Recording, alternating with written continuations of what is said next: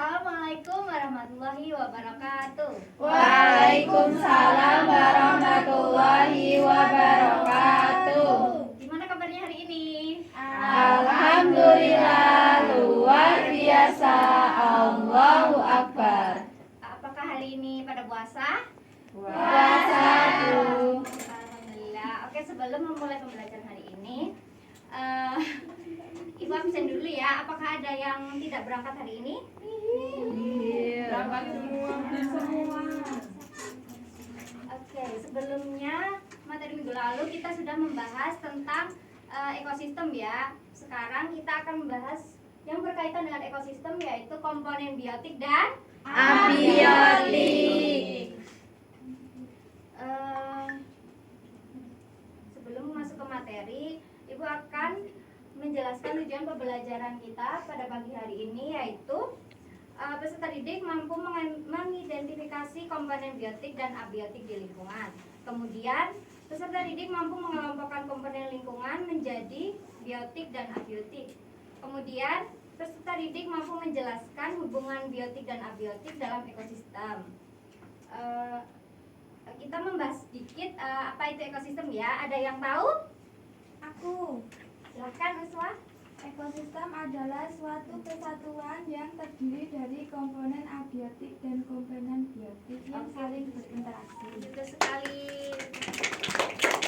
Oke, yang pertama itu ada komponen biotik. Komponen biotik itu mencakup semua makhluk hidup atau organisme yang ada di permukaan bumi. Berdasarkan ukurannya itu, biotik dibagi menjadi dua, yaitu makroorganisme dan mikroorganisme. Ada yang tahu contohnya? Contoh dari komponen biotik? Ada manusia, Hewan. mikroorganisme. Iya, betul sekali. Kemudian jenis komponen biotik itu ada tiga. Yang pertama, Produsen, konsumen, dekomposer. oke, yang pertama itu ada produsen. Produsen itu merupakan organisme autotrof yang mampu membuat makanan sendiri. Contohnya itu ada Tumbuhan hijau, gangga. Kemudian yang kedua itu ada konsumen. Konsumen merupakan organisme heterotrof yang memperoleh energi dari memakan organisme lain. Contohnya itu manusia. Manusia memakan sayuran gitu ya. Kemudian yang ketiga ada dekomposer, yaitu organisme pengurai. Contohnya itu ada Bakteri dan jamur. Kemudian yang kedua ada komponen abiotik. Ada yang tahu komponen abiotik itu apa? Aku. Oke, silahkan Yuswa. Komponen abiotik itu mencakup unsur-unsur tidak hidup yang terdapat di lingkungan, Bu. Ya, betul sekali. Contohnya, ada yang tahu contohnya komponen abiotik? Batu, Betul. Meja. Oke, ada tanah, air, udara, suhu, ya. Kemudian hubungan komponen biotik dan abiotik itu saling berinteraksi dan saling bergantung dalam ekosistem. Makhluk hidup memerlukan faktor abiotik untuk hidup, sedangkan aktivitas makhluk hidup juga mempengaruhi kondisi lingkungan. Contoh hubungan abiotik, ada yang mau menyebutkan? Silakan, Zahra.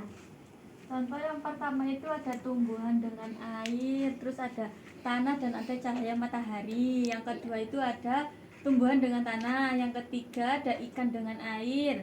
Terus ada manusia dengan oksigen di udara. Yang terakhir itu ada mikroorganisme dengan tanah. Oke, betul sekali Zahra. Oke, yang pertama itu ada tumbuhan dengan cahaya matahari. Tumbuhan itu merupakan komponen biotik dan air, tanah, cahaya matahari itu merupakan komponen abiotik. Tumbuhan memanfaatkan cahaya matahari untuk melakukan fotosintesis sehingga dapat menghasilkan makanan dan energi bagi dirinya sendiri. Kemudian, pentingnya keseimbangan biotik dan abiotik. Ada yang mau menyebutkan lagi? Silahkan Zida. Menjaga kestabilan ekosistem, menjaga kelangsungan makhluk hidup, menjaga sumber makanan, sama menyediakan udara dan air bersih. Betul, terima kasih sudah. Jawabannya benar sekali. Selanjutnya itu upaya untuk menjaga lingkungan. Itu yang pertama dengan mengurangi pencemaran dengan menjaga kebersihan air, tanah, dan udara. Kemudian melestarikan tumbuhan dan hewan. Yang terakhir, yang selanjutnya menggunakan sumber daya alam secara bijak. Oke, sudah. Materinya sudah selesai. Ibu lanjut akan membagikan LKPD yang nantinya dibagi menjadi 4 kelompok ya.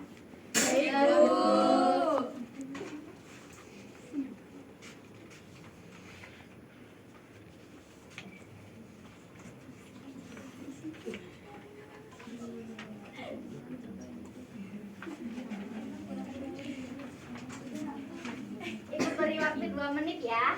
Iya, Bu.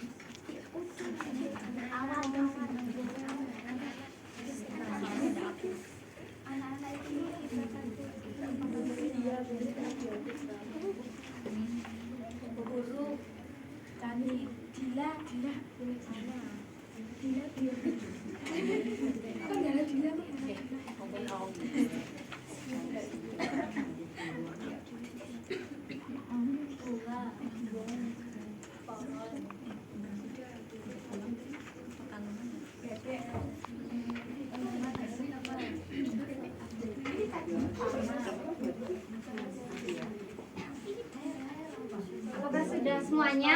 Sudah. Oke. Perhatikan gambar di depan dulu ya. Ya, Bu. Di gambar ini itu ada komponen apa aja sih?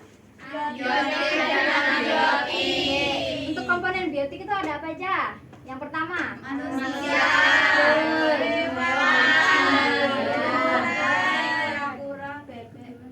ya. Kemudian komponen abiotik itu apa aja?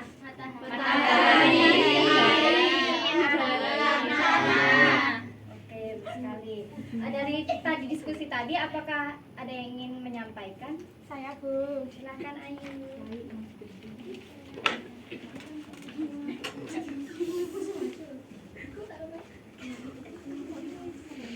Sebelumnya kenalin aku Ayu dari perwakilan kelompok 2 akan menyampaikan hasil diskusi dari kelompok kami. Yang pertama itu perbedaan utama komponen biotik dan abiotik. Komponen biotik adalah makhluk hidup dalam ekosistem, sedangkan komponen abiotik adalah unsur tak hidup yang mendukung kehidupan. Alasan makhluk hidup membutuhkan komponen abiotik yaitu makhluk hidup membutuhkan komponen abiotik karena unsur tersebut menyediakan energi, tempat hidup, serta mendukung proses kehidupan seperti fotosintesis. Jika salah satu komponen abiotik tidak tersedia, maka tumbuhan tidak dapat tumbuh dengan baik dan bahkan dapat mati karena tumbuhan memerlukan air, tanah, dan cahaya matahari untuk proses penting seperti fotosintesis, penyerapan unsur hara, dan pertumbuhan tumbuhan. Oke, terima kasih Ayu, jawabannya bagus sekali. Oke.